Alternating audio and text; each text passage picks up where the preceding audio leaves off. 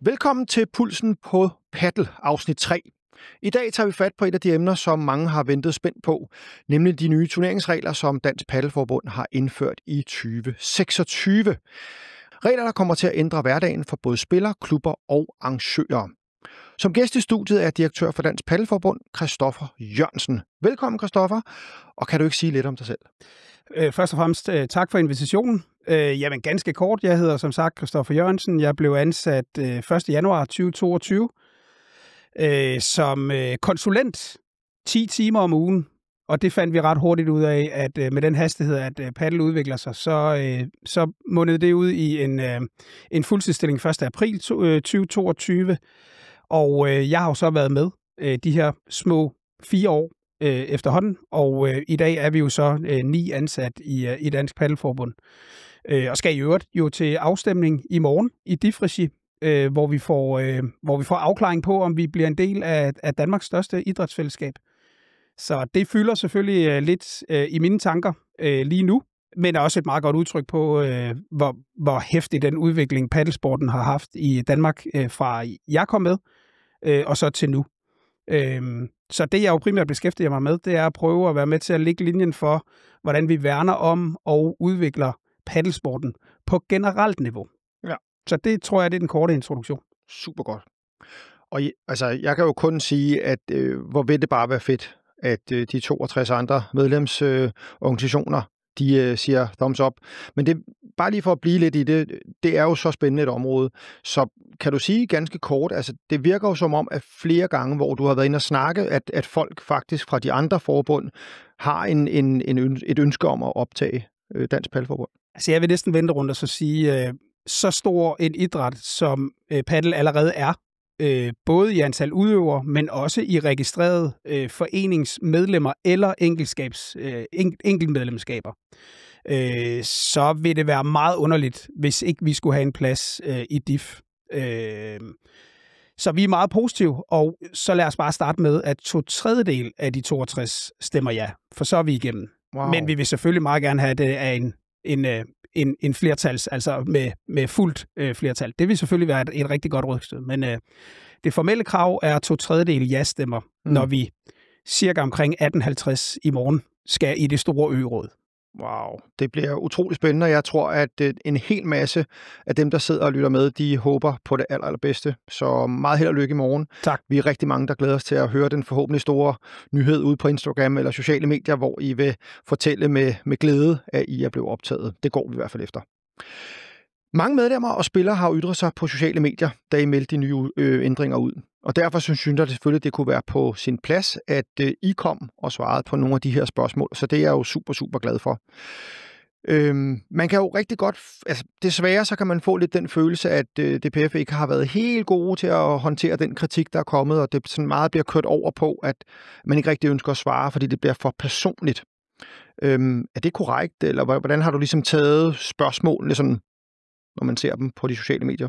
Sådan ser jeg det overhovedet ikke. Okay. Det, jeg har sagt fra starten af, og det vil jeg gerne gentage her, vi kan og vil ikke monitorere alle sociale medier og køre en debat, der har anliggender omkring Dansk Paddelforbund og paddelrelevante diskussioner. Dem kører vi ikke på Facebook eller på Instagram eller på andre medier.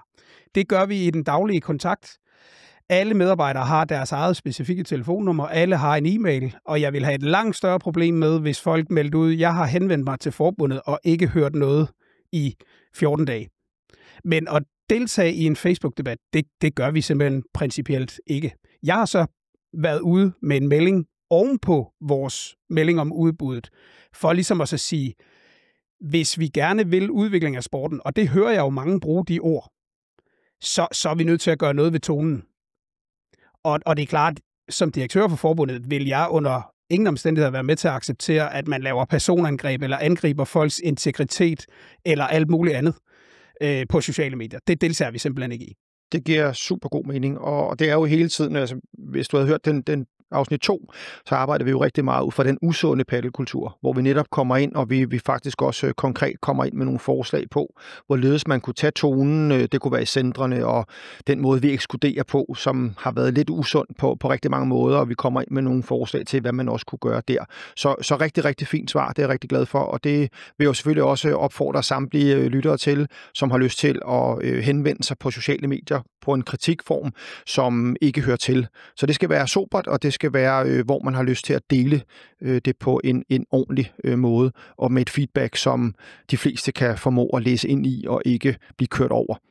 Jeg kunne vende rundt, Jan, så kan jeg sige, hvis du på baggrund af, at du nu laver en podcast, som bunder i din passion for paddel, hvis en skrev til dig på Facebook under Pulsen på Paddel og skrev, det er fuldstændig ubrugeligt, det du laver, lav det om. Jeg ved ikke, hvad du tænker, at du ville kunne bruge det til. Altså, der er intet specifikt, der er intet konkret. Altså, så derfor så er det jo en kamp, man ikke kan vinde.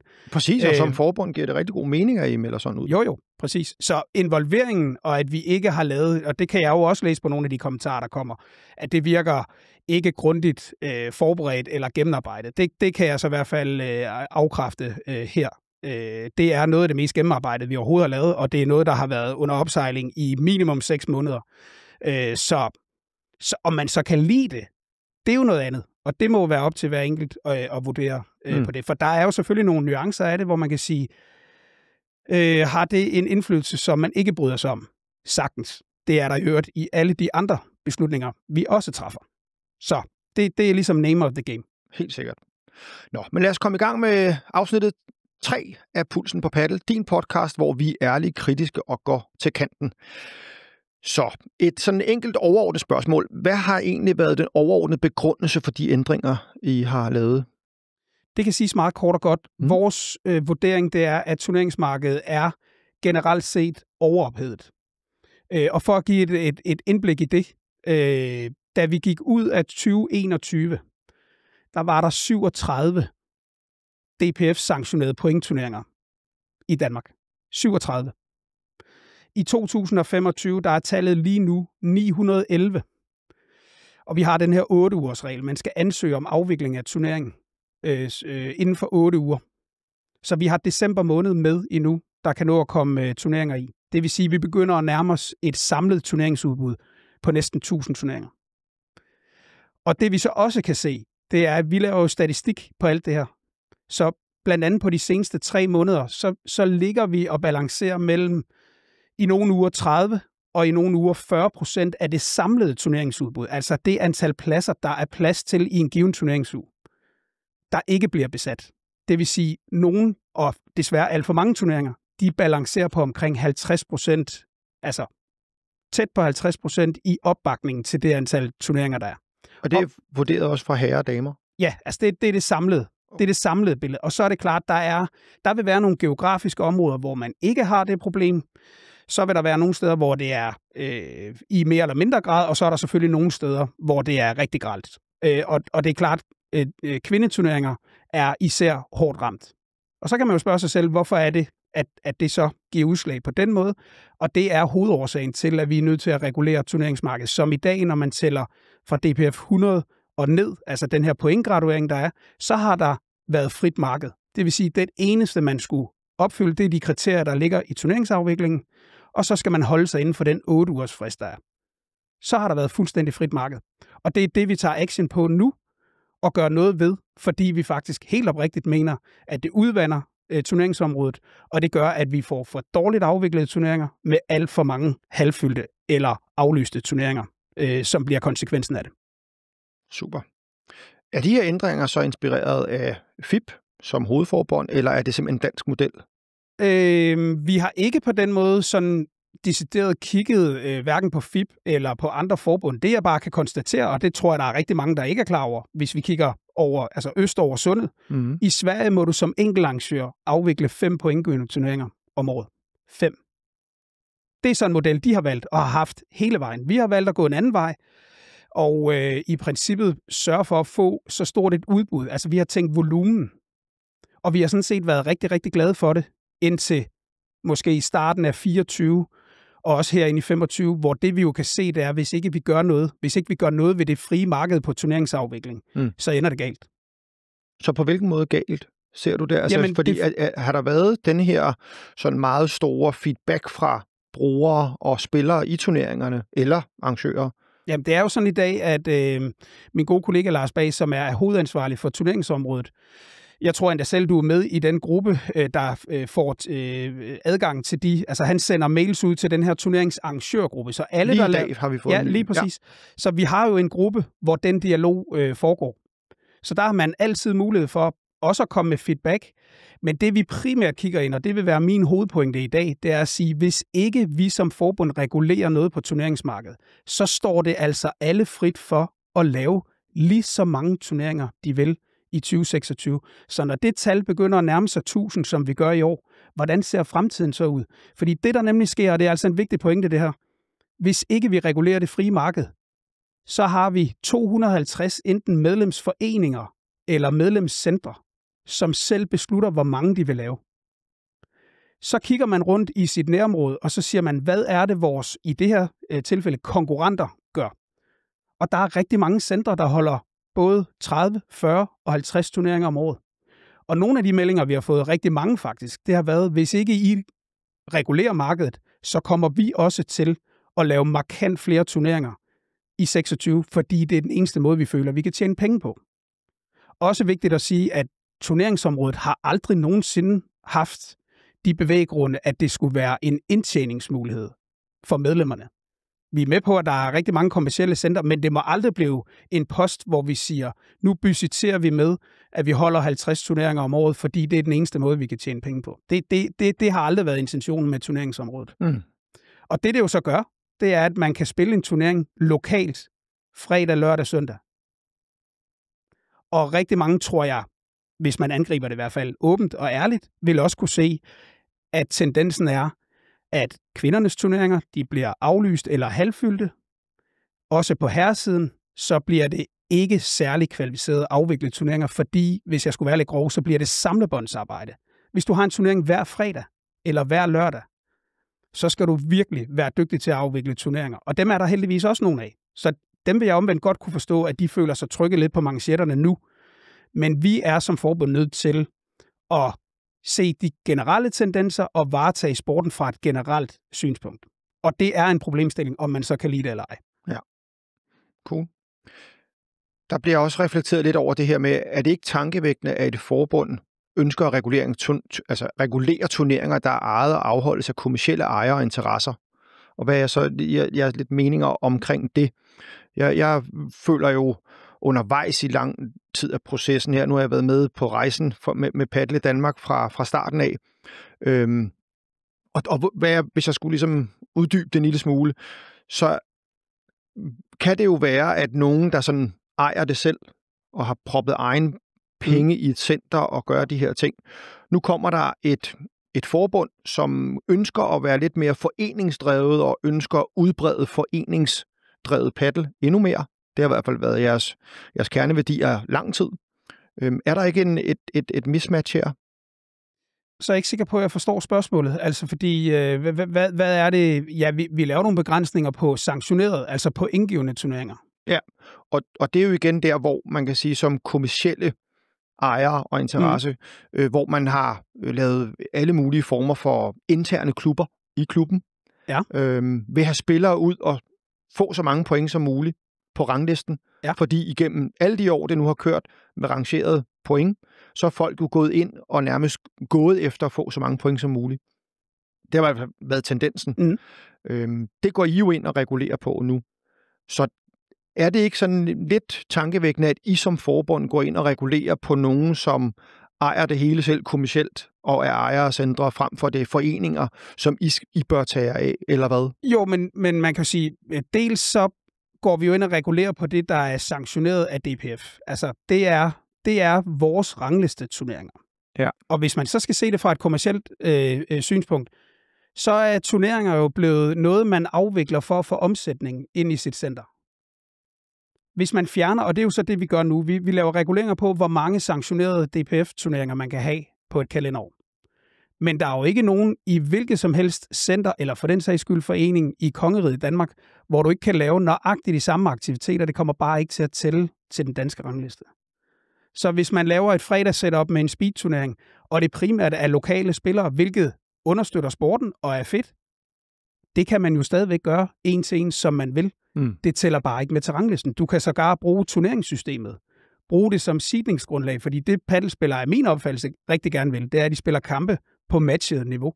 Så du kan bruge den gratis adgang fra, altså som ranked in gear, og så kan du stadigvæk køre tilmeldingsprocessen, betaling via Stripe, hvis man bruger det, og du kan bruge systemet til at klassificere de forskellige rækker, du har. Den eneste forskel, det er, at det kommer bare ikke til at tælle til ranglisten. Okay. Så nu får det mig til lige at komme på det næste spørgsmål. Så hvad bruges ranglisten egentlig til Dansk Paddelforbund? Jamen, ranglisten er jo det tætteste, vi kommer på en niveauinddeling. Ranglisten bruges jo til, at når man så skal spille turneringer på forskellige kategorier, så er det jo det, der skal være garanten for, at vi bedst muligt har den der matchning, at det er de rigtige spillere, der spiller i de forskellige kategorier. Og det er ikke brugt også helt op mod landshold? Man kan sige, det er jo mere turneringsdeltagelse og resultater til en turnering. Okay. Så det er jo klart, hvis du gerne vil være landsholdsspiller, så vil det se lidt mærkeligt ud, hvis du ligger nummer 14.000 på ranglisten, ud af 18.000 rangeret. Hvad mindre han kun spiller i udlandet? Og man har nogle andet, et andet baggrund. Og præcis derfor så er der nogle kriterier, som bliver brugt, når vi nu snakker landshold. Men det er dog forbeholdt de relativt få, når vi kigger på de 18.100 licensspillere, vi har lige nu. Er I oppe på så mange? Ja. Wow. Lækkert. Jeg kan faktisk huske, når jeg lige tænker tilbage, så tror jeg faktisk, Floorball kom ind med 15.000 registreret i DIF i tidernes morgen. Så der er jo ret god rettesnor i, at vi er i hvert fald berettiget til at komme indenfor i det fine selskab. Og bare lige her, når vi nu er ved talgymnastikken. I Sverige ligger de på, jeg mener det er 5.637 licensspillere. Så når man så kigger ind mod Danmark, så kan man sige, der er vi jo så 3 gange så store som vores svenske storebrødre. Så der er nogle punkter, hvor det går ekstremt godt for dansk paddel. Men det er altså også vigtigt at pointere, jeg kan godt få den fornemmelse, når jeg læser reaktionerne. Nu begrænser I os. I sikrer, at vi ikke kommer ud og spiller. Hvordan kan det være i dansk paddels interesse? Der er bare forskel på, om man kan spille 50 turneringer i sit eget lokale center. Så må vi også acceptere, du kan stadigvæk komme ud og spille. Der vil jo formentlig være 10 turneringstilbud hver evig eneste weekend hele året rundt. Så må man også acceptere, hvis man gerne vil spille en pointturnering, så må man for eksempel flytte sig fra Ballerup til Køge, eller fra Slagelse til Ringsted, eller hvad det nu kunne være. Og det synes jeg faktisk helt seriøst ikke, der er noget galt med. Og så er det også vigtigt at holde fast i, hvis man har og dem er der heldigvis rigtig mange af, hyggelige steder, hvor man har lavet en masse turneringsinitiativer, det kan man altså stadigvæk fortsætte med. Og jeg tror, at hvis jeg spillede en lokal turnering, og måske endda heller ikke gik, jeg tror altså ikke, forskellen er så stor, om man får 7,5 point til ranglisten, hvis man spiller en mixed-turnering, DPF 25, så tror jeg meget mere, at brugeren, altså spilleren, kigger på, har jeg lyst til at komme ud og tilbringe 3-4 timer sammen med en masse eksisterende og nye paddelbekendtskaber, og få nogle fede kampe. Det tror jeg altså fylder meget mere ud ved spilleren. Ja. Og mens vi var lidt ved det, så ledte jeg faktisk efter et spørgsmål her fra Thomas fra Albertslund, fordi han har skrevet ind noget om det, du ligesom siger med pointen her. Jeg spiller en masse turneringer i Ballerup, som vi lige snakker om, som jeg altid glæder mig til. Og nu kan jeg så forvente, at der kommer begrænsninger på antal dage, de må afholde turneringer. Ja. Jeg har ikke bil og kan derfor ikke rigtig komme særlig godt rundt til andre steder. Hvorfor begrænser I mig og Ballerup, når deres turneringer altid er fyldt op med spillere? Ja. Og Ballerup kunne være et rigtig godt eksempel på, afholder rigtig mange turneringer, og en stor del af dem er også fyldte. Så der kan jeg sagtens købe ind på argumentet om, hvorfor egentlig gøre det. Og der er man altså nødt til at se tingene i et lidt større billede. Punkt 1. Vi kan sige noget kvalificeret om 25, fordi vi er så langt henne i året nu. Vi kan ikke sige så meget om 26. Og jeg har været lidt inde på det. Fremtidsperspektivet, det er, hvordan vil man synes, det var i Ballerup, hvis alle centre, der ligger i umiddelbart nær omegn, de også afvikler 50 turneringer om ugen. Der vil argumentet den anden vej jo være, at det må være op til spillerne, hvor man fylder den op henne. Ja. Altså, fordi det er vel arrangørens gode lod til eller arrangere et godt event kontra et mindre godt event. Ja. Og der tror jeg da personligt, at man vil flytte sig efter der, hvor at tingene bliver afviklet godt. Fuldstændig enig. Men er vi så ikke også enige om, at den turnering, nu var det Thomas fra Albertslund, tror jeg, han hed. Det vi jo ikke ved fra hans spørgsmål, og vi kan jo ikke spørge ham nu. Nej. Og vi aner heller ikke, hvad niveau det er. Men nu, bare for eksempel skyld, så siger vi, det er en DPF 25. Og vi ved heller ikke, hvor langt han når, om han plejer at vinde dem, eller hvad han gør. Men er de 7 point til ranglisten så altafgørende for ham, at hvis vi nu leger med, at Ballerup, de holder fast i. Jeg ved, de kører en masse Fast Friday, tror jeg, de kalder det. Perfekt. Fantastisk. Hvis de afholdt det, og der ikke var ranglistepoint på spil. Når Thomas ikke kan komme ret meget rundt, så er det da netop min antagelse, så spiller han stadigvæk den fredag ude i Ballerup. Så arrangerer de det. Laver en god oplevelse for paddelspillere, der kan komme ud og være aktive og møde nogle nye. Og hvad er så egentlig forskellen? Og der er vi nødt til at kigge ind i det brede billede, det store billede. Hvis alle har mulighed for at holde lige så mange turneringer, vi har, så kan det tal, der nærmer sig 1000 i 25, det kan hedde 2000 eller 2500 i 26. Og så har vi ikke reddet det her problem op med roden. Og det er derfor, vi er nødt til at gøre noget ved det. Ja. Super. Jeg håber, Thomas, du derude har fået en god forklaring fra Christoffer på dit spørgsmål. Tak for det. Vi har også her, I indfører en spillerafgift for per deltager til turneringerne, som kommer videre til forbundet. Men jeres begrundelser er måske mindre gennemtænkt, er der nogen, der siger. Ja. I ønsker det går til større præmiepenge til eliten, som lige nu, sådan som jeg ser ind i det, så 70% af kvinderne, de kunne lige så godt spille på veteranlandsholdet. Der er ikke noget i vejen med at spille på veteranlandsholdet. Det er der slet ikke. De skal jo afsted lige om lidt. Ja, det skal de. Så der kunne måske være nogen, der sidder derude, og det hører vi jo, der tænker, at det er en relativt problematisk. Ja, men lad os lige starte et andet sted. Jeg vil starte med at sige, jeg kan godt se på den pressemeddelelse, vi selv laver, eller den melding, vi kommer ud med i forbindelse med turneringsudbuddet, der kan det måske godt komme til at virke som om, at det her det er hovedårsagen til den registreringsafgift, vi har indført. Og det er lidt ærgerligt. Det kunne jeg godt have tænkt mig at lade om. Fordi det, der er hovedpointerne bag ved registreringsafgiften, det er punkt 1. Om man så kan lide det eller ej. Jeg er glad for, at emnet ikke er ranked in, fordi så ved jeg, så var jeg blevet bumpet tilbage til stenalderen, fordi det ved vi godt, at det er der rigtig mange, der har en rigtig kritisk holdning til. Men noget af det, der faktisk er rigtig godt ved ranked in, det er jo forbundet for lang tid siden besluttet sig for, at vi vil gøre adgangen til Dansk Paddelforbund så omkostningsfri som overhovedet muligt. Og en af de ting, der ligger, som jeg ikke tror ret mange spillere er klar over, det er, at vi betaler et fee årligt til ranked in, for at alle turneringsarrangører har gratis adgang til backenden. Altså, at man ikke skal betale de 500 kroner per turnering, man opretter. Det har vi valgt som forbund. Den udgift, den tager vi. Så har vi også haft en ubalance i, hvad det kræver at afvikle eliteturneringerne, altså på højeste niveau. Udover at du skal lægge baner til og mandskab til, så er man faktisk også i de gamle regler skulle stille 20.000 kroner kontant, som dækkede noget af den præmiesum, der er ved vores eliteturnering. Så det indgår også i det, at forbundet fra 26 påtager sig hele udgiften til præmiesum. Så det er en lille del af det. Hvad med banedelen, som jeg ved? Banedelen er på DM'er og på de arrangementer, som vi står 100% for. 1000? Ikke 1000, men DM'erne og alt, der er relateret til Lunar Ligaen. Der betaler vi også baneleje i de dage, vi skal bruge til turneringsafvikling. Men det allervigtigste, og det tror jeg heller ikke, at folk sådan helt 100% er klar over. Jeg ser jo også nogle af kommentarerne, der hedder, hvorfor skal bredden være med til at betale for eliten? Så vender vi tilbage til de 1000 turneringer, der formentlig op omkring det bliver afviklet i 2025. Hvor mange af dem er eliteturneringer? Ikke ret mange. Så lad os sætte det højt og sige, det er 20, når vi tæller alt med. Resten, det er breddeturneringer. Så har vi en turneringsansat, som vi jo betaler for at arbejde for os, og dermed være serviceorgan ind mod turneringsafviklerne. Lars Bas. Så hvis man kigger på, hvad han bruger sin tid på, så ligger 80% af arbejdstiden, hvis ikke mere, det ligger på at understøtte afviklerne. Al den kommunikation, al den frem og tilbage hjælp til, hvordan sætter man sig ind i regulations, hvordan får man oprettet en turnering. Det er jo den tid, han bruger. Så hvis 80% af hans årsværk er allokeret til bredde motionsturneringer, så er det lidt for nemt at sige, at pengene bliver taget fra bredden til eliten. Den holder altså ikke vand. Så breddens tilskud hertil, og nu kan jeg forstå, vi ved jo, at de 15 kroner, Det bliver pålagt centret. Yes, Centret vil garanteret sige... Centret eller foreningen. Der er heldigvis også foreninger, der holder foreninger vil nok poppe ud på brugeren. Og det antager vi, at de gør. Det er jo i hvert fald deres valg, kan man sige. Ja, præcis. Går nogle af de penge så ikke til lønninger?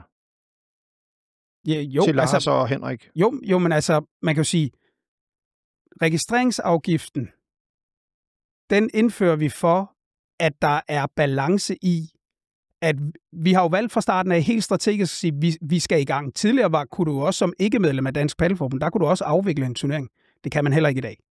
Altså der skal du være medlem for, at du kan være med til at tage ned fra den hylde af produkter, der kommer. Hvilket det er god mening. Er i hvert fald rimeligt. Ja, for så og på samme måde her, så kan man sige, de udgifter, der efterhånden er, vi kan også tage afvikling af DM i Vejle, som var en kæmpe stor succes. Det er altså en ret massiv investering, der bliver lavet i, også at kunne lave sådan nogle events. Så det er egentlig for at bringe det tilbage til, at det skal være nogenlunde bæredygtigt også. Så det er lidt for simplificeret at sige, at det er for at dække præmiesummen. Men når jeg læser vores egen udmelding, kan jeg også godt se, hvorfor man måske kommer til at tro det. Men der ligger rigtig mange elementer ind i det. Og den primære, det er, at den største del af det arbejde, der laves i sekretariatet på turneringsområdet, det er altså breddeorienteret. Ja. Og det giver jo rigtig god mening, at vi faktisk sidder her nu. Fordi lige præcis det at kunne afmystificere, at udmeldingen måske ikke har siddet lige i skabet. Det er jo rigtig fedt, at I kan komme ind her nu. I hvert fald på den del. Men det, jeg så til gengæld ikke køber, det er det her med, at det ikke er transparent, og det ikke er gennemtænkt. Og det er jo selvfølgelig klart, når man så arbejder med det, så bliver man sgu lidt skuffet, fordi som sagt, hvis jeg fik en melding på, at vi ikke var tilgængelige, og at vi ikke svarede, så ville jeg være bekymret. Og det ville give anledning til, at vi kiggede nogle ting efter internt. Men der er ikke noget af det, vi laver, som ikke tåler. Altså, man får den fornemmelse af, at vi sidder og putter med tingene, og at vi holder ting hemmeligt. Det synes jeg jo netop ikke, vi gør, når vi går ud og forklarer, hvorfor er det, at vi gør de her ting. Ja, og alene, så kan man sige, feedet lige nu fra Dansk Paddelforbund til Ranked, bare for at tage en isoleret ting, det er 150.000, vi betaler af forbundets penge for, at alle arrangører har gratis adgang til at bruge turneringsmodulet, altså backend-modulet i Ranked. Det kunne vi jo også have valgt at sige, jamen, hvis man vil lave mange turneringer, jamen, så betaler man 500 kroner hver gang, man opretter en turnering. Det har vi ikke ønsket strategisk. I øvrigt også derfor, at det koster 2.000 at være medlem om året for en forening i Dansk Paddelforbund. Og det kan aldrig koste mere end 7.500, hvis man er kommercielt center. Der tror jeg, man skal kigge lidt på sammenlignelige forbund, der laver noget ala det, vi gør. Så vil man finde ud af, at der betaler folk altså normalt en væsentlig højere indgangspris. Så det kunne så lede videre til, at ideen så sådan på lidt længere sigt, at den udgift skal ud på klubberne til Ranked In? Nej, det tænker jeg ikke. Nej, okay. Det tænker jeg ikke. Godt nok. Altså alle de steder... Det er altid godt med garantier. Ja, og derfor formulerer jeg også, det tænker jeg ikke. Nej, jamen altså, grundholdningen i Dansk Paddelforbund har alle dage været, det var det også før jeg var med, og det er det også fortsat. Vi vil rigtig gerne tjene de penge, der er nødvendigt for at holde forbundet kørende på aktivitetsbaserede ting. Så i stedet for, at du skal betale fuld service og betale 50.000 i et kontingent, og det får du reelt set bedst udbytte af, hvis du bruger alle produkter på hylden, så vil vi hellere have en lav indgang, så alle er med. Og det er jo det, vi har set, der er lykkedes rigtig, rigtig godt. Altså 250 medlemsforeninger eller medlemscentre. Da jeg startede i 22, var der 0 centre, der var medlem af Dansk Paddelforbund, for det kunne ikke betale sig. Og hvor mange var man oppe på i dag? Altså jeg mener snitfladen, altså det er 250 samlet. Og jeg mener, den snitter lige omkring 130 centre, og så må det jo så være 120 foreninger. Det må du ikke lige holde mig op på, fordi det er så lige meget. Svaret har vi, jeg kan det bare ikke lige i hovedet. Meget, meget kort, Christoffer, hvis du kan. Folks, nu var vi selv lidt inde på det omkring Ranked In. Er det, og nu formulerer jeg mig ud fra, at du kan sige eller nej, er Ranked In det system, der kan håndtere flest af de elementer, I ønsker, det skal kunne, i forhold til, hvad andre kan tilbyde? Det er et meget klart svar, ja. Godt. For ellers så havde vi valgt noget andet. Godt. Og det er også mere fordi, at jeg tror lidt som, når jeg selv sidder på Ranked In, jeg er kommet forbi den der hurdle af, at det er irriterende, til at sige, det må jeg leve med. Så kan det godt være, at det tager lidt længere tid. og jeg har faktisk selv været i markedet for at undersøge, om der overhovedet var et alternativ. Det er der ikke. Så jeg synes også, det er vigtigt, at vi ud til dem, der bruger det i dagligdagen, at de bliver nødt til at kigge det på en lidt anden måde, fordi på nuværende tidspunkt er der ikke noget på markedet, der kan understøtte så mange features, som RankIt gør. Nej, og der vil jeg godt tilføje, at der kan det også nogle gange i den dialog, vi har med de mange paddelentusiaster, der er derude, så kan det også komme til at lyde som om, I sidder bare på jeres hænder, I er gift med RankIt, og I undersøger ikke noget som helst. Vi har brugt utallige timer på at gennemteste rigtig mange systemer. Og det skal altså koordinere rigtig mange ting. En holdturnering, vores rangliste, betaling og hele turneringsmodulet. I paddle bruger vi jo rigtig meget det her Monrad-system, som jeg synes er rigtig, rigtig godt og afgørende for, at det også er fedt at spille turneringer. Det er der rigtig mange turneringssystemer, det kan det ikke håndtere. Og så glemmer man måske det der med, at det kunne være fedt, hvis man bare lavede sit eget. Det har vi også undersøgt. Så når vi laver sådan en kravspæk til, hvad det skal kunne, jamen så er vi for længst forbi både 2 og 3 millioner i etablering. Der må vi bare erkende, der er vi ikke endnu. Den økonomi er der ikke. Så kan jeg love for, så vil tingene se væsentligt anderledes ud i forhold til det udgiftsniveau, som vi jo er nødt til at lægge videre på nogle andre. Og derfor har vi valgt, det skal være så billigt, eller helst gerne gratis, for dem, vi ved, der arbejder for paddelsporten derude hver evig eneste dag. Det er blandt andet turneringsarrangørerne, og så er det alt muligt andet. Derfor er det lave kontingent, og derfor holder vi turneringsarrangørerne fri for den udgift. Men på et eller andet tidspunkt, så kan man jo også sige sig selv, at når vi går fra 37 turneringer i 2021 til næsten 1000 i 2025, så kan jeg godt love for, at Lars Bas har ikke problemer med at finde frem til 37 arbejdstimer om ugen, for at håndtere det og give den service, som vi gerne vil give. Så det er i den sammenhæng, det skal ses. Super godt. Og lidt uddybende spørgsmål, lidt uden for kontekst, men mens vi nu har dig i studiet, så har 2 anonyme lytter skrevet ind.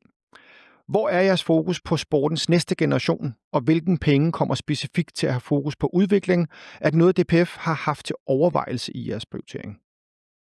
Altså jeg vil sige det sådan, og det er vel efterhånden i 2 år nu, uddannelse af trænere og juniorområdet får en meget, meget høj, altså har allerede en meget høj prioritet.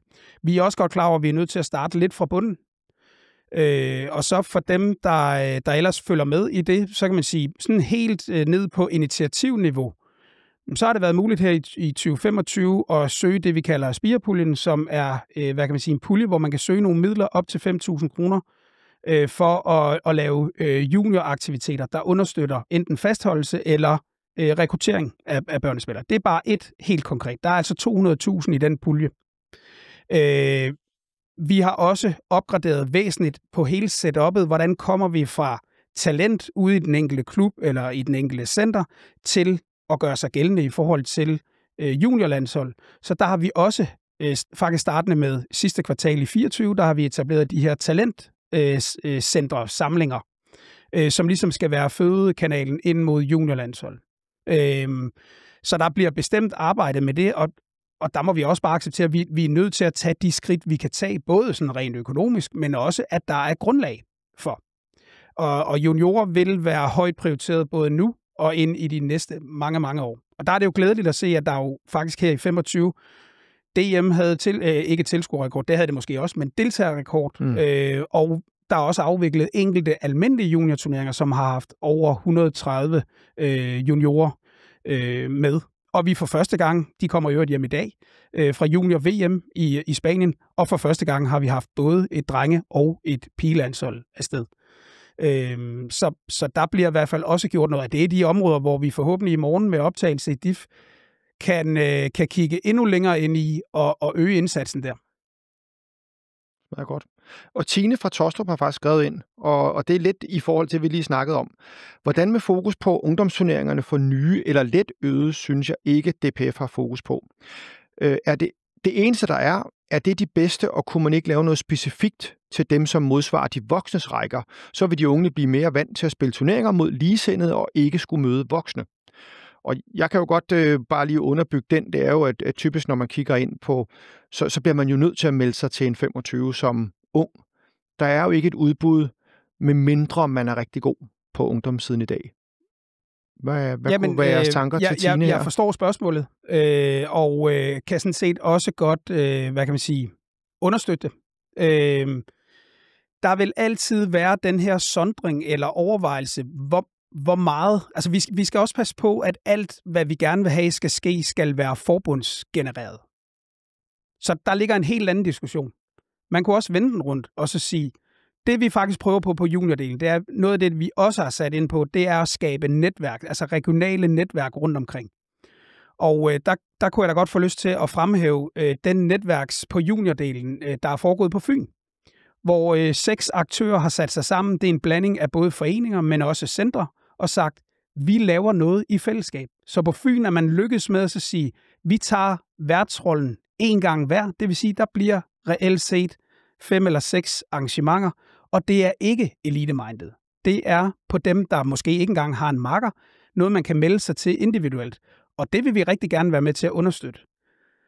Så det vi gerne vil, det er at sætte ringene i vandet, og være med til at spare, og med til at vidensdele, og med til at sætte det i gang. Men vi skal også bare passe på, at vi generelt som paddelmiljø ikke læner os tilbage og sige, hvis ikke det er med initiativ for forbundet, så sker der ikke noget. For det kunne man jo også gå sammen i en region, i et eller andet nærområde, og så sige, vi ligger måske 5 foreninger og 4 centre i umiddelbart nærhed, så er det jo bare med at komme i gang. Cool. Tine, jeg håber, du har fået svar fra Christoffer på det spørgsmål, og tak fordi du har skrevet ind. Der kommer så en her, der ved jeg ikke, hvor han lige har fået det her fra, men det må vi tage. Det er netop overstået ungdoms-VM. Vælger man at spare en assistent til landstræneren væk, grundet kæmpe budget til veteran-EM. Har hørt et tal på i omegnen af 250.000. Er det korrekt? Og hvorfor har man prioriteret sådan, hvis det er korrekt? Altså, først og fremmest, officielt, vi har ikke nogen assisterende landstræner på juniordelen. Altså, vi har en juniorlandstræner, som så i det daglige virke assisteres af supplerende trænere, når vi har samlinger. Så der er ikke sådan en decideret assisterende træner. Så det er ikke et spørgsmål om, at vi har sparet noget væk, og i særdeleshed ikke i forhold til veteraner. Og så kommer der en anden diskussion, og den kan man jo altid tage. Skal der postes penge i veteran? Vi er stadigvæk af den opfattelse i Dansk Paddelforbund, at paddel er for alle. Også selvom man har nået en vis alder, som både du og jeg har, Jan. Det er godt nok forskellige alderskategorier, men så vi vægter stadigvæk, at når vi har mulighed for at få dansk paddel på Europakortet eller verdenskortet, så vil vi gerne, især når det hedder landshold, så stiller vi så stærkt et landshold som overhovedet muligt. Og det er vi lykkes ret godt med hen over de sidste 2 kalenderår. Så kan det da godt være, at det måske godt kunne lade sig gøre, at man sagde, jamen kære venner, hvis I skal være med her på veteranlandsholdet, så skal I afholde alle udgifter til det selv. Men den øvelse kan man jo først lave, når man beslutter, at det er det, man gør. Og så står vi i den situation, at det kunne så godt være, udover at du skal tage ferie i en uge. Det får du ikke dækket. Der er ikke noget tabt arbejdsfortjeneste at hente der. Så synes jeg faktisk, det er rimeligt, når man repræsenterer forbundet og sit land, at man er udgiftsdækket, når man er afsted. Ellers så synes jeg, at vurderingen skal være, så sender vi ikke nogen afsted.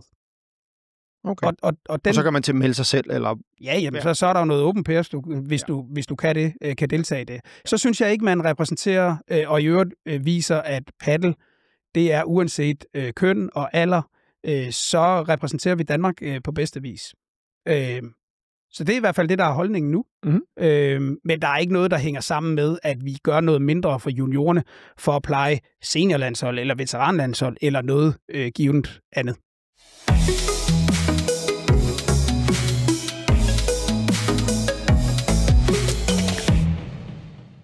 Tilbage til turneringsændringerne. Christian fra Frederiksberg har skrevet ind, hvilke ændringer vil spillere mærke mest, når de stiller op til turneringer? Og vil de overhovedet mærke nogen? Mit kæmpe store håb, og det er jo derfor, at vi har lavet den indstilling til bestyrelsen om at lave de her reguleringer, det er, at som spiller vil du opleve, at når du er til turnering, så får vi forhåbentlig gjort op med halvfyldte, dårligt arrangerede afviklinger. Så forhåbentlig så vender vi lidt tilbage til for 2,5 år siden, at når der var turnering, så var det fyldte turneringer med fest og glade dage, og dermed jo også en bedre matchning. Fordi når det er sådan i dag, at du kan vælge imellem måske op til 20 forskellige turneringer i en given weekend, så vil det vel være meget nærliggende, at der er også nogen, der sidder og holder øje med, hvor hænger de lavest hængende frugter. Altså, hvor kan jeg spille henne, hvor der er nemmest point at hente, fordi udbuddet simpelthen er alt for stort. Så mit kæmpe store håb, den er todelt. Selvfølgelig for spillerne, fyldte turneringer, fed matchning på kampe, og ind mod arrangørerne, at når man nu får tildelt x antal turneringsdage, så har man prioriteret det. Så går man op i, at man i anden business, som man vil kalde kundeoplevelsen, at den får et markant nyk op. Og det er jo ikke en kindhest til dem, der i dag gør det rigtig, rigtig godt, for dem er der heldigvis rigtig mange af. Men vi er også nødt til at være helt ærlige og så sige, de efterretninger, som vi jo får, for det er os, der modtager henvendelserne fra spillerne, der er desværre alt for mange steder, hvor man oplever, det er at komme igennem nemmest muligt, hurtigst muligt, som ikke gavner hverken spillere eller udvikling af dansk paddel. Så det er vores kæmpe store håb, at de reguleringer her gør, at når du så ved, du skal afsted en fredag, en lørdag eller en søndag, eller hvornår turneringerne nu ligger, at så kan du faktisk forvente, at der er nogen, der står der og brænder for at afvikle den fedest mulige event. Så det vil være mit svar til dem. Super godt, tak. Der kommer et enkelt sådan en tanke op omkring det her med, om folk ikke kan på en eller anden måde føle sig... Igen, nu kommer vi tilbage til det der med steder, og det har du svaret på, Kristoffer, at et eller andet sted, så er man jo ansvarlig til at rykke sig i forhold til, hvor der bliver afholdt turneringer. Så den har du egentlig været inde på. Det var bare lige den her, der... Og jeg synes, det næste spørgsmål også fra Christian, det minder lidt om noget, du har svaret på, men lad os lige prøve at se, om det er det. Hvad er den bagvedliggende begrundelse for begrænsninger af turneringer, i stedet for arrangørerne bliver reguleret ud fra, om folk deltager eller ej? Sker dette ikke af sig selv, hvis turneringerne ikke er i orden? Altså folk vælger sted efter, hvor godt de afholder en turnering. Har vi svaret på det lidt før? Nej, men jeg kan jo så i hvert fald bare lige supplere, man kan sige, vil jeg have noget problem med, hvis det ellers kunne lade sig gøre i praksis, og så sige, godt, fordi vi kan jo se, altså vi har jo empirien, vi har historikken, vi har det data, vi bruger, fordi det kommer helt automatisk ind igennem vores system. Så lad os bare for det tænkte eksempel sige, vi har et givet center, der afvikler 50 turneringer om året, og de ligger rigtig højt på belægningen. Altså det er faktisk fyldt eller næsten fyldt. Det er jo fantastisk. Isoleret set er det fantastisk. Men du kunne også godt have en arrangør, som har holdt 8 turneringer på et år, og har den samme data tilgængeligt. Hvad sker der så? Skal jeg så sige til dem, I holdt 7 turneringer i 25, og I må stadigvæk kun holde 7 turneringer i 26. Men et andet center, der har holdt 50, det kan de også blive ved med, hvis ellers de har, dataen i orden. Det kan vi ikke. Vi er nødt til at regulere markedet ud fra en bred kam over en bred palette. Og mit hovedargument, det er, hvis vi stadigvæk forholdsvis har frit marked, så aner vi ikke, hvad vi går ind i 2026. Vi kan bare se udviklingen fra 21 frem til nu, fra 37 til 911. Det er problematisk. Det er meget problematisk. Og hvis vi lige holder fast i nu den øverste kategori, altså 14 turneringsdage, det er det maks, man kan blive tildelt i 2026. Der er 52 uger i et år. Så 14 turneringer, du kan afholde, turneringsdage, så er vi ude i, at det næsten svarer til sådan noget hver 3.-4. uge. Altså det er vel hver 3. uge. Ja, præcis. Hvis du piller en sommerperiode væk, og måske noget juleferie, så har du en turnering hver 3. uge. Altså det er jo sådan noget, jeg synes, vi skal diskutere i stedet for. Er det ikke okay, at man som enkeltstående arrangør kan afvikle et pointgivende arrangement hver 3. uge? Det er der nok forskellige meninger om. Ja.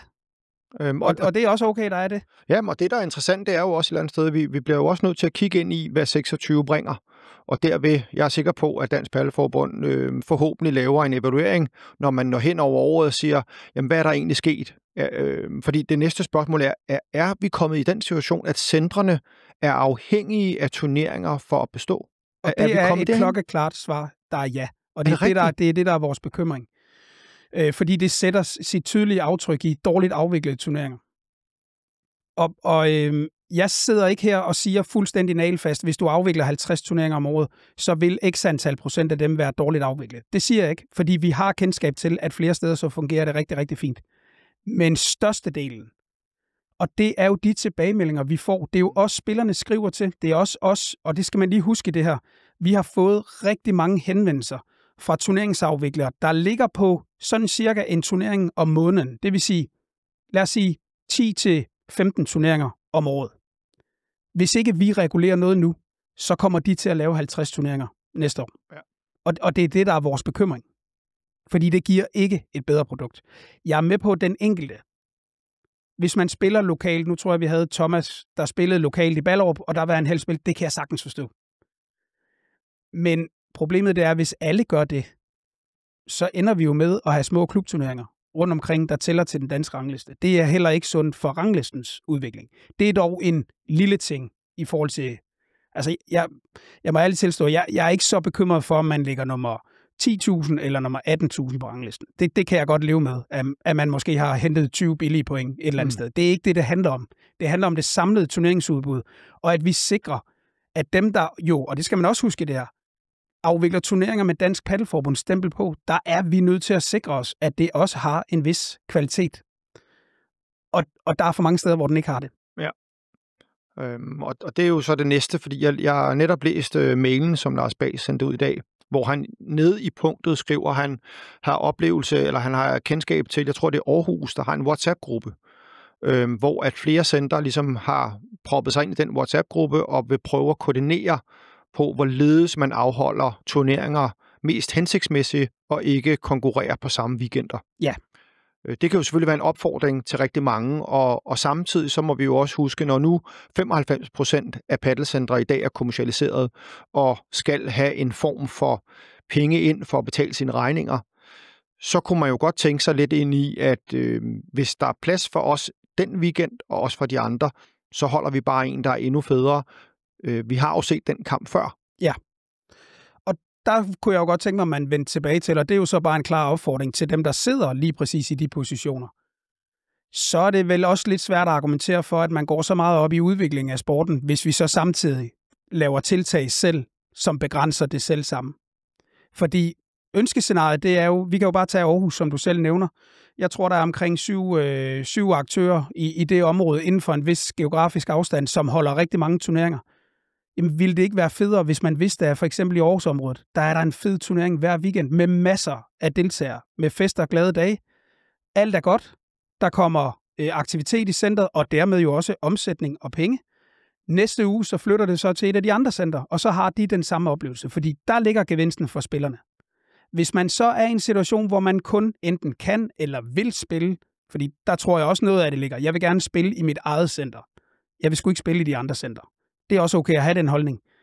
Så synes jeg bare ikke, man kan forlange, at der skal være en pointgivende turnering hver weekend i sit eget lokale center. Der må man simpelthen sige, hvis jeg vil spille ranglisteturnering hver weekend, så må jeg også være villig til at flytte mig 15 km eller 20 km. Eller simpelthen vælge det, der også står frit for. Tag en pause. Spille noget selvorganiseret. Eller tage til et af de fede events, som står frit for, at folk stadigvæk kan lave, men bare ikke tæller til den danske rangliste. Og der er vel også en begrænsning i de her point. Er det ikke, hvor langt ned går de her 15 talgivende turneringer? Er det for alle spillere? Altså, du tænker det her med, de 15 resultater, der tæller? Er det for alle? Det er for alle. Det er for alle? Ja. Okay, smager godt. Så hvis du har vundet 15 50-turneringer, og du ikke spiller andet end 50-kategorien, jamen så kan du sådan set ikke høvle flere point ind på kontoen. Og det er jo selvfølgelig også lavet for, at så animerer det jo til, at du skal prøve dig af i 100'eren eller en højere kategori. Så det gælder hele vejen ned igennem de 18.100 rangerede spillere, vi har lige nu. Nu siger du specifikt, at det kan animere folk til ligesom at skulle prøve det næste lag, men de kunne faktisk blive ved med at spille 50. Ja, altså nu, jeg kan så ikke lige pointgrænserne i hovedet, men selvfølgelig inden for de regler, der er for hvilke kategorier. Okay. Der er jo nogle pointgrænser, der skal overholdes efter hvad kategori, men rent ranglistemæssigt, hvis du har vundet for eksempel 15 DPF 50 turneringer, og kun fortsætter med at spille 50, så kan du ikke få flere point til ranglisten. Okay. Så har den ligesom lukket sig. Ja. Der er en, der også skriver her, det er faktisk også stadig Christian, han har sendt 4 spørgsmål. Ja, tak for det, Christian. Hvorfor har man lavet en begrænsning for, at man ikke må starte en turnering før fredag kl. 17? Hvis man nu kan lave en god turnering fra klokken 10 om morgenen til klokken 17 eller klokken 18, hvad er begrundelsen for, at det ligesom er en begrænsning, hvis man ønsker at bruge en af sine dage til det? Det er slet og ret, at når vi spiller om point til ranglisten, så skal der være lige adgang for alle licensspillere, der nu hører sig til den kategori. Og hvis jeg bor i Odense, og der er en paddelturnering, der starter klokken 10 på en torsdag i Storkøbenhavn, så har jeg ikke en jordig chance for at kunne. Og så ved jeg godt, så vil der være nogen, der siger, jamen jeg arbejder fast i weekenden, hvad skal jeg så? Ja. Du skal spille en anden sport. Eller hvis du vil i hvert fald ind og spille på de her vilkår. Så må du spille i din ferie, ja. Ja. En begrænsning på antal dage, man må holde turnering, vil gå meget ud over visse centre, som har bidraget til stor begejstring hos mange, og næste år er de så begrænset, og folk skal søge andre steder, som måske ikke kan sørge for samme gode stemning. Vi har faktisk været inde på det. Ja. Den synes jeg er besvaret. Og så bare gentage. Hvis det er så fedt at komme i det center, og de er pisse gode til at afvikle det. Hyld det, elsk det, og deltag. Bak op. Ja. Og det vil sige, lav dem uden ranglistepoint, og så har du fuldstændig... Det, der så faktisk er fordelen ved det for arrangøren, så er de jo ikke underlagt de regulations, altså de retningslinjer, vi lægger ud. Så kan du sådan set lave en regel, der hedder, at alle, der vil spille med blå hat og falsk skæg, de er altid seedet 1 i turneringen. Det kan du selv vælge. Jeg tror jo på, at folk lige præcis gerne vil spille der, hvor det er hyggeligt, hvor de har deres relationer. Det er der ikke nogen, der forhindrer dem i. Den eneste forskel, det er, hvis vi skal gøre noget ved det samlede turneringsudbud, så er vi nødt til at lave de her reguleringer.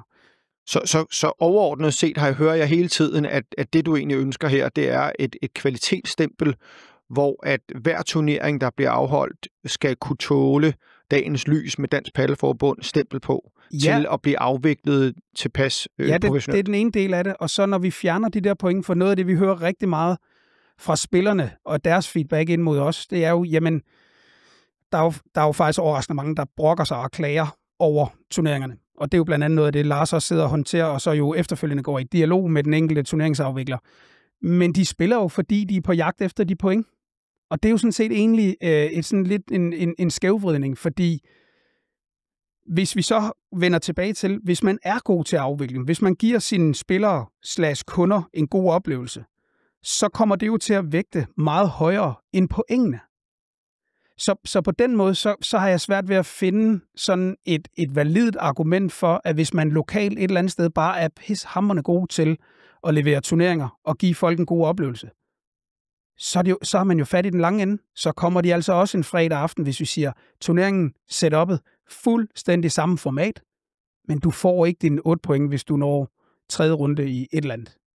Og så tester vi det jo af tilbage til evaluering. Det er jo klart, alt hvad vi laver, det laver vi jo en evaluering på. Og hvis det så viser sig i 2026, at turneringsmarkedet, det falder fuldstændig fra hinanden, vi mister halvdelen af vores licensspillere, tro mig, så laver vi det om.